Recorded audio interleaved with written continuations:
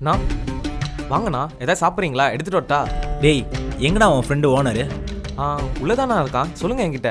எடுபுடிக்கிட்டலாம் பேச முடியாது, ஒழுங்கா அவனை வர சொல்லு. நான் அவன் இங்கே எடுபடிலாம் கிடையாதுண்ணா, அவனும் இங்கே பார்ட்னர் தான்.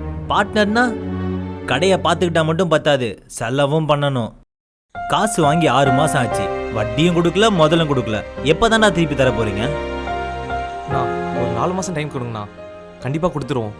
4 மாதம்லாம் கிடையாது, 2 மாதம் தான் டைம். ஒன்று என் காசை கொடுக்குறீங்க, இல்லை கடையை கொடுத்துட்டு போயிட்டே இருக்கீங்க. சரிண்ணா. மச்சான், அவர் சொன்னதெல்லாம் நீ ஃபீல் பண்ணாத மச்சான்.